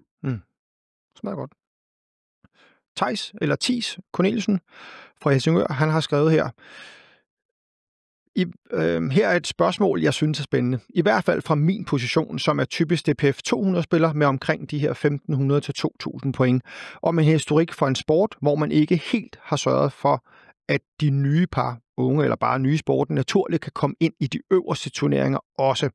Har forbundet i den nye struktur indtænkt, at der er nok stævner og tilhørende struktur, så de højere turneringer 200/500 og op efter ikke bare bliver en lukket fest for dem, som i dag typisk spiller TPF 500. Tænker, at det er vigtigt, at spillere kan komme op nedefra og spille sig op igennem rækkerne med en reel chance for altid at kunne komme til at spille mod højere rangeret hold. Ja. Bare lige en ekstra kommentar. Ja. Jamen, der er jo i hvert fald dele af spørgsmålet, som er meget relevante og meget valide. Altså, vi kommer jo til, jeg mener, antallet af 500 turneringer, for at holde fast i det, det går fra 20 her i 25 til 10 i 2026. Og det er simpelthen en konsekvens af, at niveauet har været for lavt, samlet set. Den kategori, som det var mindet på, det står simpelthen ikke mål med den samlede turneringsdeltagelse på det område. Men der kommer jo stadigvæk et hav af 200 turneringer og 100 turneringer. Og så vil jeg også sige, at i alle turneringer, der er der jo muligheden for at gøre brug af de wildcards, som ligger i turneringsreglementet. Så det er jo det, vi primært som, det kunne være et DM, eller det kunne være en 1000 eller en 2000 turnering, så er det jo noget af det, vi bruger, de wildcards, vi har. Og det kan en arrangør også altid gøre brug af. Er det 2, man har som... Sådan som reglerne er lige nu, så er det for eksempel til en 1000'er, hvor der er 4 wildcard-muligheder, så er det 2 til forbundet og 2 til arrangøren. Er det også på 500-200? Eller der er jo så færre spillere med, så der er det et til hver. Okay. Og vi bruger dem naturligvis kun, hvis det er noget, vi ligesom kan se retfærdighedsvis kan køre igennem. Vi smider ikke 2 turneringsaktive ud for at fremme nogen andre. Det holder vi snitterne fra. Super. Jakob fra Racquet Club Tostrup har skrevet ind. Hvordan ser DPF på udvikling og prioritering af DPF 1000-turneringer kontra den stigende deltagelse i udlandske turneringer? Ønsker DPF at understøtte flere FIB-turneringer på bekostning af lidt færre DPF 1000-turneringer? Og hvor mange? Ja, den kunne vi lige tage her først. Ja, jamen det er jo meget nemt at svare. Altså, jeg tror, mit vigtigste budskab her, det er også, lad os nu, jeg skulle lige til at bruge grimt ord, lad os nu sørge for, at det bliver både og. Nu har der lige været en FIB-afvikling i Rocket Esbjerg i den forgangne weekend, som jo med al tydelighed viser, at der er både interesse og opbakning til det. Og i udbudsmaterialet kan man jo se, at der er sat 4 terminer af til FIB-turneringer. Men jeg synes dog også, det er vigtigt at understrege, at det betyder så ikke samtidig, at løbet er kørt for den danske tur, altså den danske elite-tur. Så jeg vil næsten sige, vi betragter det som både og skal gå i skøn forening med hinanden. Og vi kommer til at gøre alt, hvad vi kan. En del af det har vi jo været lidt inde på. En stigning i præmiesummen på 1000-2000 niveau i dansk regi, og vi vil rigtig gerne i dialog med arrangørerne i forhold til FIB, så vi får lavet et godt og et fedt setup på det. Er det så stadigvæk, eller er det på nuværende tidspunkt centret, der kan søge om FIB, eller er det reguleret af Dansk Paddelforbund? Altså, reglerne ved FIB er således, at for at du kan få tildelt en FIB-turnering, så skal det nationale forbund blåstemple der. Så i sidste ende kan man sige, at vi skal godkende den samlede pakke for den turnering. Og I har sat, at der er 4 næste år? Ja. Okay. Ja. Og så er det jer, der tildeler ud fra et udbudsmateriale, yes. Hvem der får det? Så det kører sideløbende nu her med det øvrige danske udbud, så kan man også søge ind på FIB-turneringer. Ja. Og lige snart den friske år den 10.10., så begynder vi jo med det samme både at lave selve puslespillet, men det er selvfølgelig vigtigt for os som forbund, at det nationale skal også hænge sammen med det internationale. Så det vil jo være ret, hvad kan man sige, dumt, hvis vi for eksempel havde en eliteturnering på 1000-2000 niveau, og så var der samtidig en FIB-bronze i et eller andet sted i landet. Fordi det er det samme spillergrundlag, vi ligesom opererer efter. Ja. Nogen har nævnt lidt det her supplement, at man har set, at flere tilskuere og spillere har givet udtryk for, at DPF 1000-formatet har mistet lidt af sin glans, da det ofte er de samme spillere, der møder hinanden. Ja. Det kunne være interessant om, hvordan vi egentlig udvikler det sådan fremadrettet. Jeg har lyst til at svare med et spørgsmål den anden vej. Premier Padel, som er det ypperste, er det absolut ypperste. Hvem spillede finale i weekenden? De samme. Ja. Hvor mange finaler har vi i 2025 set med nøjagtigt de samme? 80%. Ja. Hvad tænker folket derude, at vi som forbund skulle gøre, når man bruger argumentet, det er sgu meget de samme, der møder hinanden? Så vender jeg spørgsmålet om til dig, Christoffer. Fordi nu er jeg jo meget, meget, meget stor tilhænger af at sidde og se hver eneste weekend, hver gang der er Premier Padel. Så jeg kender statistikkerne rigtig godt efterhånden. Ja. Og jeg vil da også sige, at når jeg snakker med folk om det samme, så falder folk fra på Premier Padel. Fordi de faktisk keder sig. Ja. Og det argument kunne jo være ret fedt, at man fra Dansk Paddelforbund måske fik vendt til, at det ikke skete. Fordi hvis der er noget, man ikke ønsker, så er det jo, at seertal og lyttertal er nedadgående. Ja, enig. Og det er jo lidt den, jeg tror spørgsmålet, eller supplementet til det første spørgsmål, var måske lidt, kunne man gøre noget overhovedet, for at man ikke så det hver weekend, eller de gange, der er 1000, var de samme par? Ja, men jeg vil stadigvæk holde fast i nu, jeg kender jo ikke bevæggrundene for spørgsmålet. Og vurderingen af, at det er blevet kedeligt, og det ikke har opbakning. Hvad understøtter vi det med? Der er afviklet 5.000 turneringer, og der er en tilbage, inden vi skal spille finals i november op i Aarhus.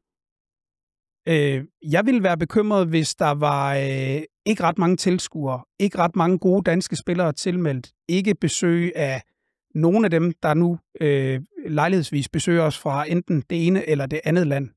Det er der jo ikke noget, der understøtter faktuelt. Seneste afvikling af paddelboksen, masser af mennesker, højt niveau. Oscar og Alex, de taber i semifinalen. Det er vel også et udtryk for, at den danske tur stadigvæk har sin berettigelse. og er for alle. På nuværende tidspunkt mener jeg ikke, at der er nogen elitespillere i Danmark, der kan sige, at den danske tur ligger for langt under deres niveau. Og det synes jeg jo, det understøtter meget godt, at vi ser Malte og Emil, der slår Oscar og Alex i en semifinal. Godt svar. Så har Torben fra Mors skrevet ind, en af mine centre. Hvorfor skal de centre med 4-5 baner, masser af fyldte turneringer, straffes med kun 14 dage, hvorimod de centre med 6 eller flere baner kan afholde lige så mange turneringer, de vil. Flere deltagere på grund af baneantal, skriver han. Mm. Jamen, det kunne man jo også lidt vende rundt og så sige, dem, der har de rigtig mange baner, har også et tilsvarende højere udgiftsniveau på de selv samme baner. Så jeg ved ikke, hvordan vi skulle regulere det anderledes. Og så vil jeg igen svare, at en ting er pointturneringerne, men jeg synes, det bliver alt for ensidigt at kigge på, vi kan kun afvikle DPF-turneringer. Altså, ja, altså jeg er helt med på, at det er jo fuldstændig, altså, om det er Mexicano, Americano, om det er almindelige turneringer. Den præmis, jeg ikke køber ind på, det er, at det kan få sådan lidt en lyd af, I fratager os mulighederne for at tjene penge til vores center, og vi bliver straffet for det. Den præmis, den køber jeg simpelthen ikke. Det er måske ikke præmissen, Christoffer, fordi hvis vi nu tager det ind i, at spillerne går faktisk utrolig meget op i de her point. Ja. Og det har jo bare vist, at den stigning, vi har set nu fra, som du sagde, 21 til 24, som er gået så utrolig stærkt, ja. Det er jo et popularitetsstempel på, at der er jo gjort noget rigtigt. Ja, bestemt. Og det ved vi også godt, der kommer altid brødende kar, at når noget bliver meget, meget stort, og der bliver afholdt en masse. Så jeg synes måske også, at der ligger noget kritik her, på grund af, at man faktisk går rigtig meget op i, at man ønsker at være de steder og kunne tjene de point ved en given turnering. Ja, men så er jeg så også nødt til at sige, at hvis det er pointene, hvis vi isoleret set kigger på pointene, så ligger det jo på spillerniveau. Så vil der stadigvæk være et sted mellem 10 og 15 turneringstilbud hver evig eneste weekend, hele året rundt, selv med de her reguleringer. I det område, man cirka er. Men det er klart, hvis du ikke vil flytte dig fra, nu ved jeg ikke lige Mors, jeg er ikke så god til geografi. Der er 30 km til Thisted og 30 km til Skive, så ja. Der er 3 centre indenfor. Så hvis ikke du vil bevæge dig derfra og 30 km, så for at være lidt fræk i det, så vil jeg sige, så er det altså svært at komme med understøttede argumenter for, hvorfor der skal ligge noget lokalt for dig med point. Så må man ud og se nogle nye centre og møde forhåbentlig også nogle nye spillere. Ja. Og det vigtigste er, at man bliver matchet på det rigtige niveau. Torben spørger om en anden, altså han går ind ligesom og siger, kunne man have reguleret det i forhold til antal rækker i stedet for dage, i forhold til per bane, sådan så at det ikke reelt blev reguleringen. Altså det kunne være, at man har meget stor succes med 35, som bliver den nye, eller 25, eller de lidt lavere rækker. Ja. Jeg kan bare ikke lade være med andet end at tænke, at så er det fordi, man ligesom kigger over hækken og så siger, så føler vi os begrænset, og så skal de andre også være begrænset. Altså, jeg har været til mange turneringer, hvor der var 12 baner og 16 baner, og hvor der bare liv og glade dage på alle baner. Hvorfor skulle vi ikke også have det? Og du ved om nogen per bane, du har, der følger der nogle udgifter med. Altså startende med etableringen af centret, antallet af baner. Der skal altså hives væsentligt mere ind på de antal baner. Det kan jeg faktisk ikke helt se, hvad det skal have med turneringsudbuddet at gøre. Super. Torben fra Drage, han har skrevet ind, at DPF ikke bange for, at der kommer en sådan egen turneringsstruktur fra centrene, udenom det DPF havde tænkt sig, og er det gavnligt for sporten? Er vi lidt ude i det sædvanlige svar? Ja. Nej, men der vil jeg jo sige, hvis man så samtidig holder fast i, at pointene betyder rigtig meget, hvad skulle det så hjælpe at have en sideløbende rangliste? Det giver jo ikke nogen mening. Nej. Men hvis det er pointene, der er så essentielt men så vil du så have en dansk paddelforbund-rangliste, og så en eller anden rangliste. Så får du bare 2 ranglister. Ligesom vi har været igennem sådan rent idrætspolitisk, at vi har haft 2 spor i paddel, som vi nu forener i et, som giver rigtig god mening. Mm. Men det er da klart, der er aldrig nogen, der har været stavnsbundet til at lave noget i Dansk Paddelforbund. Det vælger man jo selvfølgelig selv. Men jeg har svært ved at se, hvad det skulle gavne. Fordi hvis du alligevel er ude i en sideløbende rangliste, hvorfor så ikke bare lave eventsene, hvis du har opbakningen til det lokalt? Altså, jeg er jo personlig, når jeg ser de mange spørgsmål, fordi så er det lidt hele tiden det her, det kommer rundt omkring, at det er jo, at de her point er vigtige for spillerne. Og der vil jeg da nok sige, som centerleder, nu er jeg ikke den, der afholder allerflest turneringer, jeg holder nogen, så jeg er nok ikke den rigtige at svare på her, men det virker jo tydeligvis som om, at dem, der arrangører center, ejer, ledere, de har i hvert fald tænkt den tanke, at nu må det simpelthen stoppe, at I regulerer os. Ja, det kan jeg da godt forstå. Hvis du i dit center havde budgetteret med, at du i 2026 skulle holde turnering fredag, lørdag, søndag, og havde sat en eller anden post ind, et eller andet beløb af væsentlig betydning, så kan jeg da godt forstå, at du ville være bekymret, når vi laver en regulering på det. Ja. Men forskellen det er, at den enkelte center ejer, eller for den sags skyld forening, hvis det var i en forening, har jo ikke ansvaret for det samlede turneringsudbud. Det har vi. Ja. Og vi har været inde på bekymringspunkterne. Det vil bare være, og det er jo igen en bekymring, vi ikke ved om er der, Christoffer. Det vil jo bare være ærgerligt, når vi nu har set den kamp, jeg nu har set været med til en del af i 8 år nu, Dansk Tennisforbund og Dansk Paddelforbund. Slet ikke kom ind på det. Det vil jo bare være ærgerligt, hvis vi begynder at se noget, der er en afart af det, at 2 udbud af turneringer med point blev en kendsgerning, fordi at man føler sig så begrænset. Og det er ikke så meget, at vi skal diskutere det. Det vil bare konkret være super, super ærgerligt. Men det er vel ikke så meget anderledes, end at hvis man holder fast i, at vi har behov for at få aktiviteter ind i vores center. Fordi det handler jo i bund og grund, vi kan jo lige så godt bare kalde det, hvad det er. Det handler om at få omsætning ind i sit center. Og det er jo det, vi blandt andet reagerer på, at for mange steder, så har det handlet udelukkende om at tvinge noget omsætning ind, fordi man ikke kan skabe den på egen vis. Jeg vil jo håbe, at det her også er med til, at der sidder en rigtig stor del, som er engageret i paddel, som har investeret i paddel og siger, okay, nu kan vi ikke bare holde 50 turneringer om året og få vores omsætning ind på det. Hvad skal vi så gøre her for at få kunder i butikken? Og det kan man jo gøre på rigtig, rigtig mange måder. Så lad os antage, at der bliver lavet et eller andet med nogle point, om det så er lokalt, eller det er landsdækkende, eller whatever.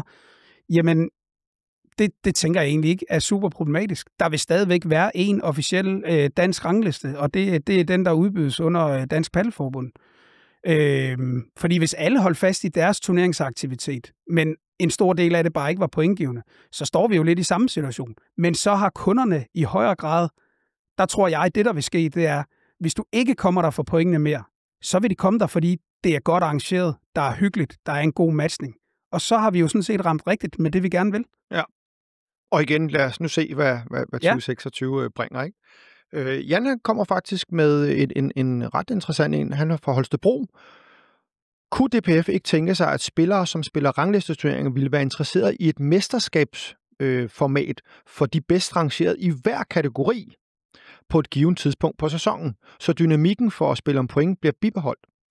Og her der tænker vi altså for eksempel 25, 35, 50 og deroppe efter. Ja.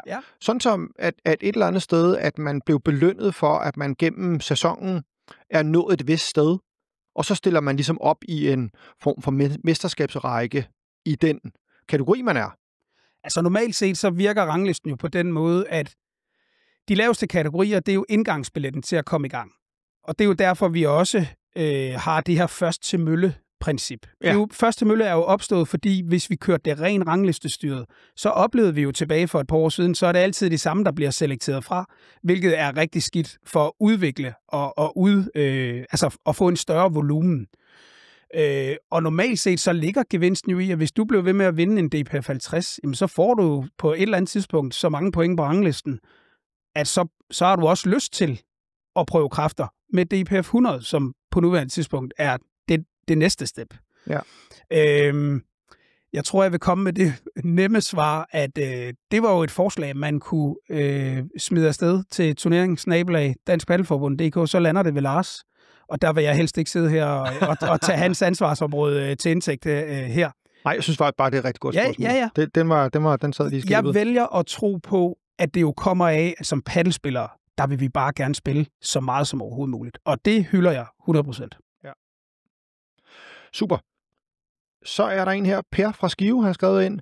Når man ønsker at øge præmier og gøre eliten give eliten endnu bedre vilkår, må vel også kræve, at de dommer, som Danmark har, bliver brugt til de TPF 1000 og højere ved nu, for at øge kvaliteten. Og når man nu har sådan, efter sigende er der vel 2 uddannede dommer i dag? Vi har i hvert fald 2 vi har jo Thomas Kvistgaard og Flemming Bøgh, der har været på referee-kursus. Ja. Jeg tror måske, nu ved jeg ikke, om der er sådan en forældelsesfrist på. Der kunne godt være en enkelt eller 2 mere, der har en specifik dommeruddannelse. Det må jeg, men det er jo primært Flemming og Thomas, vi bruger i den henseende. Så er det noget, man vil se sådan mere? Fordi nu Esbjerg var jo over nogle dage, og der var det jo svenske dommer, der var kommet derover. Er det, fordi det ikke var reguleret eller bestemt af Dansk Paddelforbund, at man ikke havde de 2 kapaciteter for at give dem den erfaring, der skal til for, at vi også bliver vist? Altså dommer som sådan er vel også et stempel fra Danmark til at kunne komme ud og vise, at vi følger med? Helt sikkert. Flemming og Thomas har jo gennemgået den der sådan ret træge uddannelsesproces på referee-delen. Og det sidste, de mangler i deres uddannelse, det er, at man skal have været såkaldt føl ved en international turnering. Og det kunne så af forskellige årsager ikke lade sig gøre i Esbjerg. Men det er 100% intentionen, at de skal have færdiggjort deres uddannelse, så vi jo også kan bruge dem. Altså, vi har jo forhåbentlig 4 FIP-turneringer i 2026, og der er det jo selvfølgelig klart, både for arrangører og som forbund, der er det jo bedre at bruge lokale, nationale kræfter, fordi det er formentlig dyrere at hive en svensker eller en tysker op, end det er at bruge de danske. Den anden del af spørgsmålet, det er mere sådan en diskussion omkring, mener vi, at det højner kvaliteten, for eksempel at have stoledommer. Det bliver vi også ofte spurgt om. Hvorfor er der ikke stoledommere på for eksempel semifinaler og finaler? Og der har vi lænet os indtil nu i hvert fald rigtig meget op ved spillerne, hvor vi specifikt har spurgt, om de så også føler, at det at have en stoledommer på. Nu spiller du rigtig hurtigt paddel, når du spiller. Og spillernes svar har været, at de faktisk ikke er helt sikre på, at det højner kvaliteten. Fordi når du har en stoledommer på, så er du også nødt til ligesom at sige, nu klarer vi det ikke os 4 imellem længere. Nu sidder der en myndighedsperson. Og det er lige fra dobbelttouch til, har jeg rørt den ned, rammer man den, inden den ryger i glas, og alle de der små detaljer. Der er det i hvert fald indtil nu vores vurdering, at det har spillerne bedre styr på, end hvis der var en stoledommer. Men det er ikke et punkt, vi på nogen måde har nogen hellige køer omkring. Og vi vil sådan set egentlig gerne understøtte al positiv udvikling og professionalisering generelt. Men det skal også være, så spillerne selv føler, at det vi så rent faktisk gør, for det vil jo betyde en øget udgift. Så skal det helst også stå mål med, at vi rent faktisk i praksis også føler, at det gavner. Fordi der vil jo helt sikkert komme den problemstilling ind, eller i hvert fald tanke, der hedder sig af, at jo flere penge, der bliver spillet om, og nu ved vi jo, at der bliver højnet på præmiesummen, så vil der jo givetvis også være desværre nogle brodne kar, der sådan tænker, det kan jo altså betale min rejse på paddeldelen.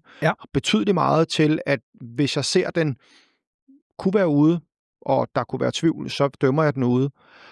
Er det ikke her, hvor at når vi kigger på det at få et professionelt setup, at man faktisk, når man gør det ene, så bliver man nødt til at komme op på det næste punkt, og det er at have stoledommere på 1000? Jeg vil dog sige, at vores nuværende setup, der har vi jo referee, altså walking referee, på alle turneringer. Ja. Og når vi rammer semifinalniveau, og dermed også finalerne, så sidder referee ved banen og selv iagttager. Det vil sige, så har referee også en mulighed for at træde ind, hvis der for eksempel foregår, hvad kan man sige, systematisk snyd. Nu siger du systematisk. Vil det sige, at han ikke har en bestemmelsesret? Fordi det har han, hvis han med 100% sikkerhed kan sige, at han har set, hvad det nu måtte være, der er tvivl om, så kan han dømme det. Okay.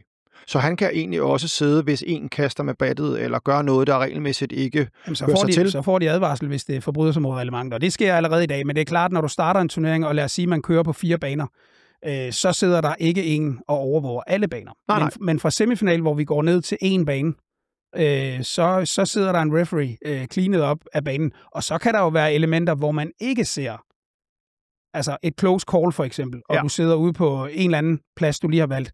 Og så må man vælge at sige, jeg kan ikke se det med hævet over enhver tvivl. Ja. Så det er ikke, fordi det er fuldstændig ureguleret. Og hvis der står en og bruger grimme ord, slår med battet, eller hvad vi jo en gang imellem ser, jamen så er der jo et regelsæt, der gør, at så får man en advarsel. Ja. Tak for det. Og jeg håber, Per, du er blevet lidt klogere på det her. Der kommer vi i hvert fald godt omkring. William fra Esbjerg har skrevet ind, vil der komme nye regler for spillere, der konsekvent vælger at trække sig, hvis de ikke lige vinder deres første kamp og bruger begrundelsen, jeg er skadet, blot for at komme hjem? Det er desværre noget, vi bliver spurgt om flere gange, og man kan jo spørge om etik og alt muligt andet. Er der et klogt svar på det, Christoffer? Så må folk vurdere, om det er et klogt svar. Ja. Hvis du spørger mig personligt, synes jeg, at det er dårlig stil, dårlig kultur, at fordi man ikke længere kan vinde turneringen, så tager man hjem. Så smadrer man i øvrigt hele effekten og gevinsten ved Monrad-systemet. Altså, at du spiller placeringerne færdigt. Det vi som forbund er nødt til at kigge på, det er, hvad skal der til for at kunne regulere det? Og så er vi ude i, ønsker vi et system, fordi det, der i praksis kommer til at ske, og nu er paddle jo ikke den første sport, jeg er involveret i. Hvis du for eksempel skriver ind i reglerne, du må ikke trække dig, med mindre du er skadet eller syg. Hvis du spiller en turnering, og du taber 7-5 i tredje, og du er rigtig træt af det, hvad går du så op til turneringsledelsen og siger? Jeg føler mig svimmel. Jeg kan ikke fortsætte. Hvem i turneringsledelsen eller ved os som forbundet skal vurdere, om du er svimmel eller du ikke er svimmel? Så vi kan sagtens regulere det og skrive det ind. Men bottom line det er, at det kommer ikke til at få nogen effekt. Og der er ingen, der bliver gladere af. Det kunne vi også indføre. Jamen, så skal du stille med en lægeerklæring. Jamen, det kan du ikke en lørdag eller en søndag, hvor du står i det givne center, og så skal du så have en lægeerklæring. Men til gavn for hvem? Det vi gør i praksis, det er klart, at hvis der begynder at tegne sig en tendens, så vil det ikke være helt langt fra skiven, at forbundet reagerede og så ligesom sige, nu ser det altså lidt underligt ud, at du for 5. gang i træk ikke spiller færdig. Det er da også uheldigt, hvis man bliver svimmel 5 gange i træk. Men at regulere det, for at vi også kan administrere det, jeg vil ønske det. Men det er også noget, der er nødt til at kunne have sin gang på jord i forhold til, at vi rent faktisk kan få den ønskede effekt. Så jeg tror, det vigtigste element, det er rent faktisk, det er kulturen. Og så starter man med sig selv, kigger i spejlet, vil jeg være den type, der tager hjem, før det er forbi, fordi det har en konsekvens. Dem, som man skulle have mødt, de får jo så den kamp mindre. Og jeg kommer selv fra tennis, og der har vi jo været vant til en turnering fredag, lørdag, søndag, og du ved, taber du om fredagen, så er du ude, så tager du hjem. Jeg skal ikke gøre mig klog på turneringsmarkedet i tennis nu, men det har i hvert fald gjort, at så incitamentet for at stille op i en turnering og bruge de udgifter på det, det bliver i hvert fald ekstremt meget mere sårbart. Så jeg håber virkelig, at vi i fællesskab kan kigge hinanden i øjnene og kigge sig selv i spejlet og så sige, vi ønsker noget andet. Og der er stadigvæk rigtig, rigtig positive vibes omkring det at spille turnering. Generelt er opførselen rigtig, rigtig god, og folk har det sociale aspekt med også. Men vi har alle sammen et fælles ansvar for, at det værner vi om i fællesskab, for ellers så får vi nøjagtigt de samme tilstande, som vi ser i meget anden idræt. Og det er vores fælles ansvar, at det ikke lander der. Men regulere det, kan jeg svare. Jeg kan ikke se, hvordan vi skulle kunne gøre det, hvor det har en effekt. Mads fra Nyborg, er du klar på et af dem, der som går lidt tæt på? Kom med det. Godt. Hvordan kan det være forenligt, at en fuldtidsansat i Dansk Paddelforbund har afgørende indflydelse på turneringsstrukturen, samtidig med at vedkommende driver private turneringer gennem, der jeg ikke vil nævne navn, som han selv ejer? Ja. Selvfølgelig er det klart, jeg vil ikke og kan ikke kommentere på, de ansættelsesvilkår, vi har i Dansk Paddelforbund. Men jeg vil sige så meget. Det allervigtigste for mig, jeg var jo den første, der startede, det er mig, der har været med til sammen med bestyrelsen at bygge det sekretariat, vi har op i dag på 9 personer. Jeg har vurderet, at det vigtigste, det var at finde de rette poster. Og så er der nogle gange, og der kan jeg jo pege på mig selv, da jeg startede, jamen hvis jeg skulle have taget den chance, som jeg tog i Dansk Paddelforbund, så var det rent faktisk også nødvendigt at have friheden til at lave en lille bit smule ved siden af, for ellers så var jeg aldrig blevet direktør for Dansk Paddelforbund. Men jeg vil da også gerne lige knytte en kommentar til det. Vil det give nogen mening, sådan rent logisk, hvis man, fordi det jeg lidt læser mellem linjerne, eller det er ikke engang mellem linjerne, det er meget åbenlyst, man tjener penge på det ved siden af, så giv mig lige argumentet for, hvorfor vi skulle regulere det. Hvis man virkelig ville sidde og tjene boksen ved siden af, skulle man så ikke netop have frit marked? Så kunne man afholde alle de turneringer, man ville. Det ville økonomisk være mere rentabelt. Så jeg synes, spørgsmål retur til jeg synes til jo Mads. netop, det her det beviser, at når man er ansat i Dansk Paddelforbund, det første, man har hjerte for, det er udvikling af dansk paddel. Og det er mit ansvar som direktør, at hvis der er medarbejdere, der ikke... Altså, vi har faktisk et ret skarpt kodex for, hvad vi må og hvad vi ikke må. Så er det jo mit ansvar at sørge for, at hvis det bliver brudt, nu har der jo været en del i forbindelse med det her turneringsudbud, hvor vi bliver skudt i skoene, at vi er intransparente, og vi meler egen kage. Hvis det foregik, og det var medarbejdere, så er det mit ansvar, at det ikke sker. Og jeg ved, hvordan vi bearbejder det internt. Der er fuldstændig vandtætte skodder imellem beslutninger, der bliver truffet, hvor der er nogen, der kunne have et habilitetsissue. Det er mit ansvar. Hvis det vedrører sig mig og min person, så er det bestyrelsens ansvar.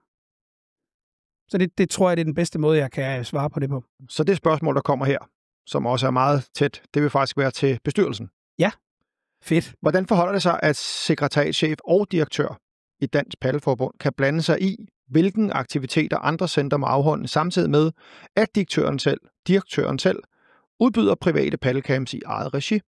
Er der noget om det? Jeg er ikke helt sikker på, at jeg forstår præmissen i spørgsmålet. Altså, at jeg personligt kan begrænse nogen, altså via turneringsudbuddet. Jeg tror, den er stilet direkte til dig. Ja, det er jo nævnt. Ja. Men det er mere, jeg har lidt svært ved at se forbindelsen imellem paddelcamps og turneringsudbuddet, som er to vidt forskellige ting. Fuldstændig. Og det er også derfor, jeg tror, sådan et spørgsmål her, jeg sådan nærliggende passer direkte ind, fordi det omhandler dig, at den skulle stilles direkte til bestyrelsen. Ja. Er det korrekt? Så vi ikke diskuterer den mere. Hvis der var nogen, der havde et problem med det, ja, så er det jo klart. Jeg kan jo ikke sidde her og så sige, at jeg ved, hvordan jeg er ansat, og hvilke vilkår vi har. Ja. Men jeg synes, at det er mere interessant at sige, hvad vil en given paddelcamp, hvad vil det skade nogen? Det kunne være netværk, det kunne være paddelcamp, det kunne være... Altså den rolle, du har, når du kører noget privat, kunne nogen have en mening om? Ja, jamen det kan vi jo så forstå, at der er nogen, der har. Ja, men at der skulle være et direkte connect til turneringsudbuddet og begrænsningen for visse center, det var jo noget andet, hvis jeg selv... så lad os lege med det og så sige, alle andre kan lave op til 14 turneringsdage, men direktøren har 50 dage, han kan forvalte efter frievnen. Så ville jeg kunne forstå det. Ja. Det ville så i øvrigt heller aldrig ske. Ja. Men hvad en paddelcamp har med turneringsudbuddet og begrænsningen på det at gøre, så synes jeg, det lugter lidt mere af en personlig agenda, og den har du fuldstændig ret i, at hvis man har issues i den retning, så har jeg jo hvad kan man sige, et hold af chefer, der sidder i bestyrelsen, så det kan de bare stile til dem. Smadrer godt. Vi er også ved at komme ved... Ja, vi har været langt omkring, og vi er faktisk over en time nu, Christoffer. Jeg synes, det har været en fornøjelse, og tusind tak for alle dine rigtig, rigtig gode besvarelser, og tak til alle jer derude for at skrive ind. Jeg har dog her lidt lyst til at bare sende et par sådan lidt ja-nej og korte spørgsmål til sidst her, sådan et perspektiv på det. Spillernes oplevelse. Bliver det sværere at komme ind i turneringer, eller mere fair? Det skal jeg svare kort på det? Ja-nej. Ja, sådan meget kort. Meget kort. Jeg tror, at man vil opleve, at der er rig mulighed for at komme ud og spille turnering. Super. Klubbernes udfordring. Flere krav eller mere administration, og skaber det mere professionalisering? Jeg kan ikke se, hvad det skulle give af yderligere administrative krav. Når man læser udbuddet, så skal man sætte sig meget ind i det. Ja. Og det har jeg et meget kort svar til. Mm. Det har vi også en klar forventning om, man gør. Godt. Gør reglerne det lettere eller sværere for ungdommen at bryde igennem? Kort svar. Ja, nej. Skaber det eksplosion af nye spillere eller en sund konkurrence? Sundere konkurrence? Altså indtil det modsatte er bevist, så er der et udbud, der gør, at alle, der har lyst til at spille paddel, de kommer også til at spille det. Er de nye regler mest for eliten, eller styrker de også bredden? De styrker i den grad også bredden. Er der risiko for, at flere regler og krav skræmmer klubber væk fra at arrangere turneringer med pointgivende? Nej. Hvis vi kigger 5 år frem, hvad håber I så, at de nye turneringsregler har bidraget til på udviklingen af dansk paddel? At der er en sund balance imellem turneringsspillere, som i øvrigt meget gerne må stige, og at vi er tilbage ved, at vi har professionelt arrangeret turneringer. Altså ikke forstået på den måde, lønnet på den måde, men altså, at vi har fede events, der bliver afviklet med hjertet, og at man lægger blod, sved og tårer i det. Fordi det vil komme alle spillere til gavn, og også dermed udvikling af dansk paddel. Hvad ser du som den største gevinst ved de nye ændringer og de største udfordringer? Den største gevinst er 100%, at hvis alt ellers klapper, som vi gerne vil, så håber jeg på, at spillerne efterfølgende vil opleve flere fyldte turneringer, bedre turneringer, mere hjerteblod i turneringerne. Og så har vi fået luet ud i dem, der udelukkende gør det for pengenes skyld, og ikke for spillernes skyld. Den største udfordring, jamen det er jo, at vi har ingen intention om at begrænse gode events, og det er også derfor min opfordring, det er, hvis man har super godt fat i sit lokalområde, så for guds skyld lad være med at lukke dem ned. Lav dem uden ranglistepoint, og så kan de jo evaluere på, mistede vi så 80% af vores kundegrundlag, eller gjorde vi ikke? For det er der jo heller ikke nogen på den anden side, der kan svare på. Så ved vi, at så kommer der ikke nogen. Den analyse kan man jo heller ikke lave på forkant. Super. Vi har på Pulsen på Paddel talt om de nye turneringsregler, der kommer til at ske i 2026. Hvorfor er de kommet, og hvad kan de betyde for fremtiden i dansk paddel? Jeg kan kun her til sidst igen takke dig, Christoffer, for at dele dine perspektiver og svare på de rigtig mange gode spørgsmål. Og selvom de har været lige til kanten, så er det jo det, som Pulsen på Paddel vil. Det er en ærlig, kritisk og på lige til kanten. Og det synes jeg helt sikkert, vi har været inde på. Skriv til os eller del dine tanker på sociale medier. Det kunne være Havelåg Pulsen på Paddel. Det vil vi se rigtig meget frem til. Og indtil da, så har det bare været en fornøjelse her fra Jan Larsen og være en del af Pulsen på Paddel. Tak til jer derude, og må I have en helt fantastisk dag.